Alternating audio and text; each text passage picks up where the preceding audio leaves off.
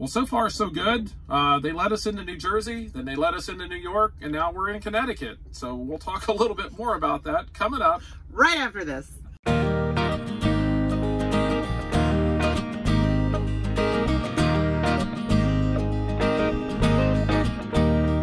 Hi everybody, I'm Judy. And I'm Jim, and welcome to It's a Highway Vlog, where you get to travel the country with us, and you don't even have to bring cash. Because no one wants it. No. Trust me, no one wants your cash. So while you're, well, whatever you're doing, don't forget to like our videos, subscribe to our channel, don't forget to ring that notification bell so you don't miss anything, and pay for it with a credit card.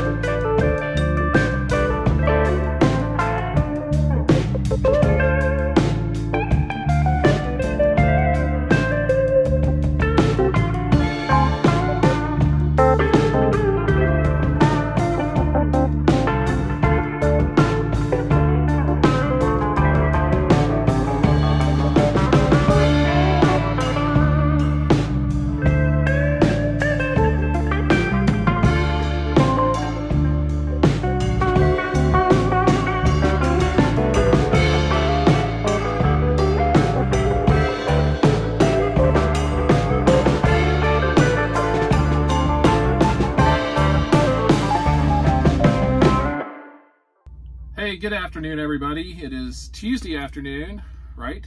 I believe so. Yeah, Tuesday afternoon. And we are in...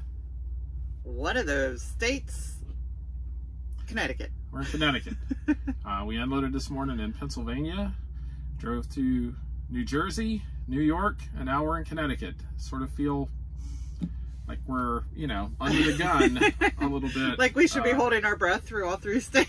Yeah, we are actually, we're here for the evening. We have a load that picks up late tomorrow afternoon in a couple of states north of us. And then we'll be heading out west, a 2-day run. Nice run for once, maybe. But we'll see. And, but yeah, we're going to be here for the evening. For the evening, yeah. So we are not leaving the truck. Well, yeah. I never leave the truck. Jim never leaves the truck. I usually do for water, but I think I might just drink what we got in the truck for tonight. We have some supplies in the truck left, and so we are just going to sort of batten down the hatches, not leave the truck. Not being fearful, but you know, being cautious. Why take chances? Yeah, we're in one of the states that they're talked about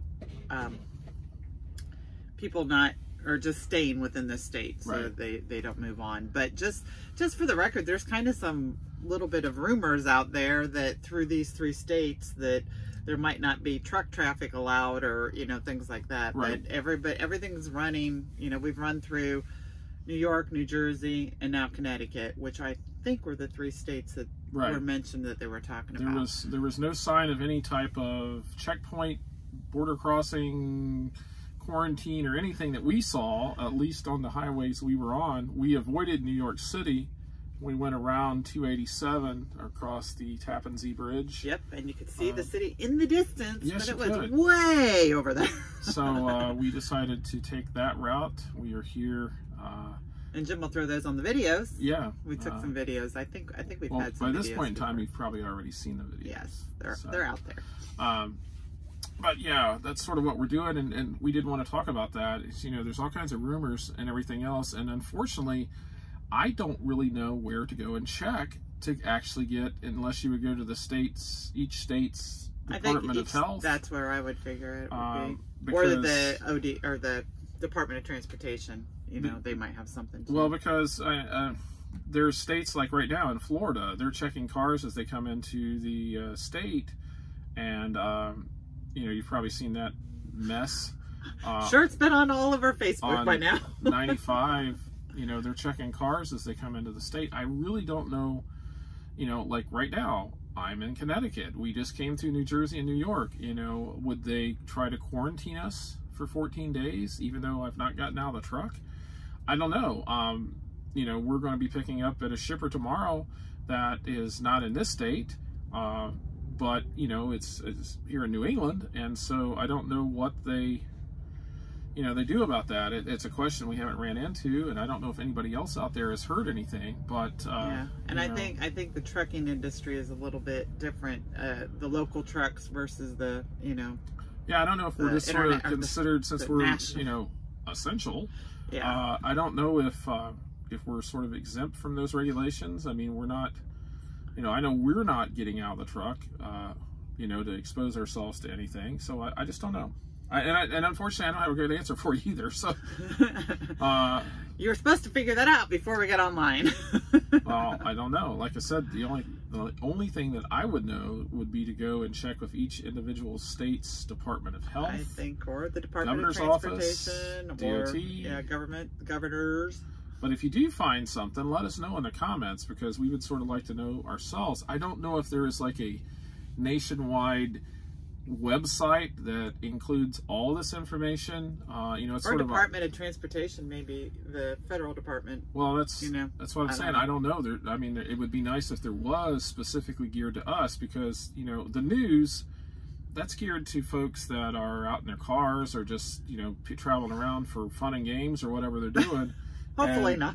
Yeah, well, I mean, the people doing that. I mean, we're still seeing what I would feel would be more traffic on the road than there really should be. I don't know. You and I disagree on that a little bit, because I I know there are factories out there who are essential, and that at times maybe we're going through at the time that one of those factories has let out, and or a shift change in the hospitals, or you know, we don't know, you know, or people are just going to get groceries. Right. Well, that's true. I guess, you know, there would be some traffic, you know, and the traffic is way down. Oh, yeah. If you look at if you looked at those videos, you'll notice that there's not very many cars in comparison to other times. Anybody that's ever driven up here from where 287 comes back into 95 up to New Haven, you know that is just like stop and go at any time of the day, unless it's, you know, 3 in the morning.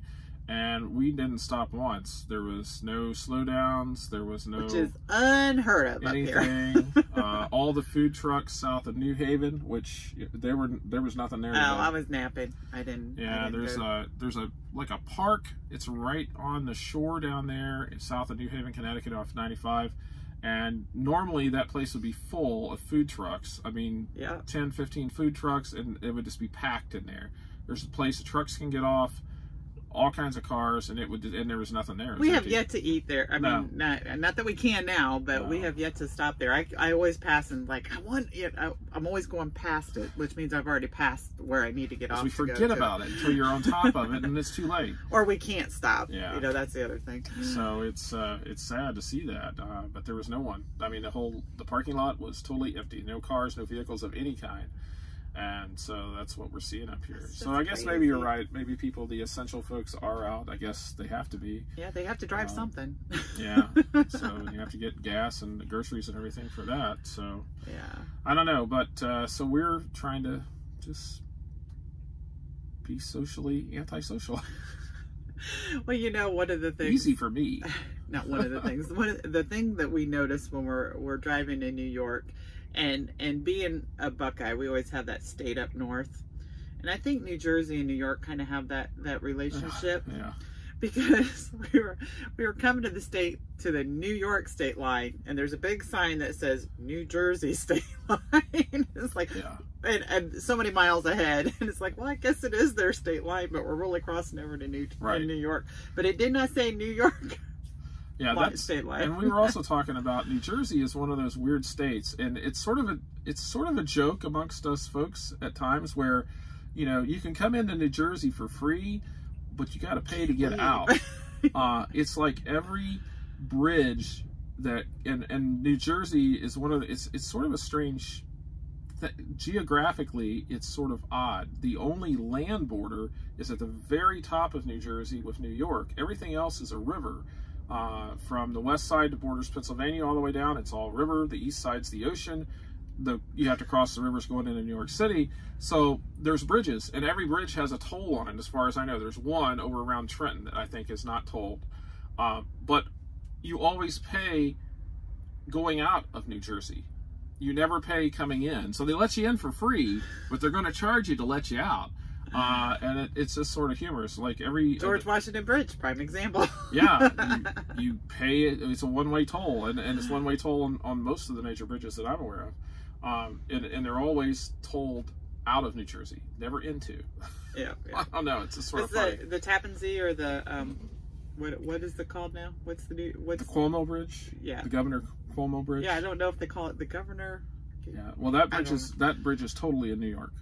Oh, it's totally in New York. Totally New York State. But you still have to pay a toll. You have to pay a toll both ways then. Yeah, I think you do. But it's there are no toll booths on this bridge anymore. There used to be. And that's the other thing we were going to say about tolls. You know, in the east, Pennsylvania Turnpike, the New Jersey Turnpike, the bridges in and out of New Jersey and everything, you know, there's toll booths. And we have Easy Pass in our truck, which, you know, we pay online, pay so much in advance, and then they just take it out as we use it. We get a discount. But in a lot of cases, there's cash toll booths, and right now, all those cash toll booths are closed. Mm-hmm. And they said, we'll bill you. Yeah, That's their well, signs. in Pennsylvania and like in Ohio, the toll booths are still there, but they're asking on big signs that you don't pay cash, that you use your card. A lot of places they actually have the cash lanes blocked. Yeah, and Chicago, all the cash lanes were blocked there, and New Jersey, I think, has the ones who have the bypass for the Easy Pass. Well, I was on the phone earlier with one of my friends, and he just happened to be coming through a toll booth up in New Hampshire. And could hear the conversation that's going on. When he got to the toll booth, he asked he doesn't have Easy Pass, so, and it was a $2 toll. So he said, well, how much I owe you? $2. And so he started to give him a 20, and they would not take it. It had to be exact change because they did not want to change money. So I guess he just had to drop the money in whatever they had, and that's it. So it was just sort of interesting that the way that different states are coping with, they're going to get the revenue. Don't make any mistake about that. They're going to collect, but it's just sort of crazy. And I can't imagine the vast majority of the tolls that get paid are got to be through Easy Pass. I just can't imagine the nightmare it's going to be to bill all of these people for cash tolls. Yeah, because some of them are doing it by license plates. Right. They're not even, the cash booths are completely closed, and they said, we'll bill you, by your license plate. So by the way, if you're one of those people that go through and you have a license plate, you might want to check on what you owe. Yeah, so I'm assuming that's probably all done by computers, but this has just got to be the amount of transactions that are going to be, it's got to be enormous. Yeah. Because, vast majority of tolls now are collected through Easy Pass. Those toll booths, they get people through them, but now all of those are going to be thrown into a system that's probably not designed to handle it. Well, and not to mention, the cashiers at the toll booths are within proximity. I mean, if you're doing cars, you're so close to each other. And then not to mention the exchange of money and hands touching and, yeah, they just don't want that. I mean, they're trying to keep their workers safe and the public safe, too. So. Yeah, and I will say, besides tolls, when I go inside, it's like if I'm paying for something in cash and there's some change left, it's just keep it. Just keep it. Want it back. And on the same token, I have gotten, because I can't fill my water jug up anymore inside, that I have to get the cups, and I've gone in and I've had my cash ready to give them some money for their cups. And I can't count how many times they've said, just forget it. Nope. Let's go ahead and go. So, and and at truck stops, they do that quite a bit anyway. I mean, we've gotten quite a bit of free drinks out here, and it's kind of one of the things that they do to just show their appreciation. Usually, we've just bought fuel. We've bought hundreds of dollars worth of fuel, and then usually the cashiers are pretty appreciative.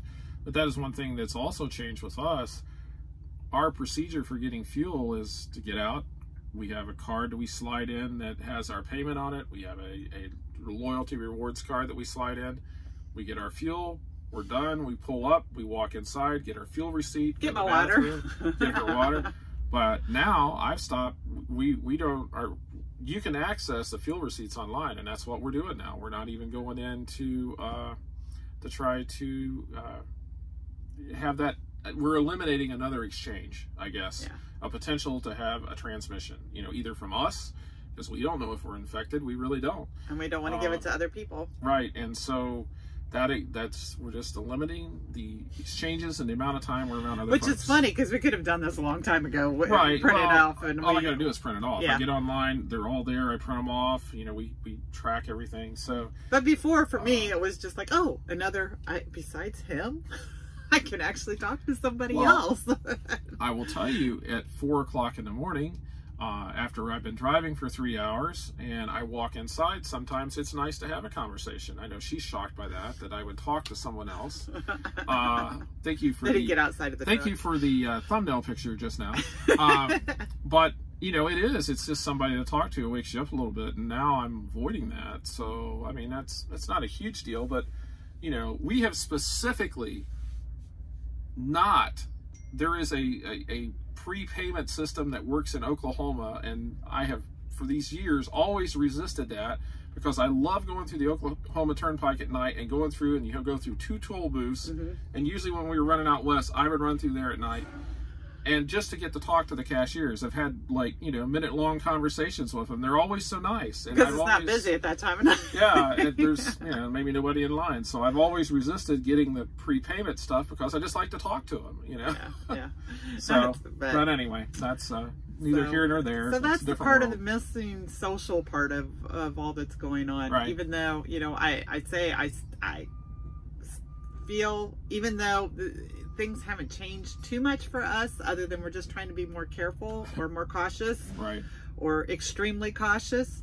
I don't take chances. I still feel cooped up. I'm okay. I'm perfectly getting fine. Claustrophobic in this. I can't get 6 feet away from him in the truck. Yeah. I love this little cartoon. It was on Facebook this morning. It just cracked me up so much. And she guessed it before he even said it. It was two women that were talking to each other. And it said, after the pandemic was over with, and the first one asked, and she says, well, where's your husband? And the second one says, well, he's in the garden. And the third one says, well, I don't see him. And the lady says, you have to dig a little. That's how I feel sometimes. I don't know if I'm going to make it out of this one way or the other. So I'm sure there's a lot of husbands that feel the same way. Or wives. But usually the husbands. We all treat you just like the queen and princesses that you are. Yes, you do. You do. And we don't treat you like the king you deserve. Oh, no. But we take it. We got big shoulders. Take it to heart. No. So I don't have a garden though, so you can't disappear in the garden. I'm not sure. I could just leave. I could just leave you in New York. I know.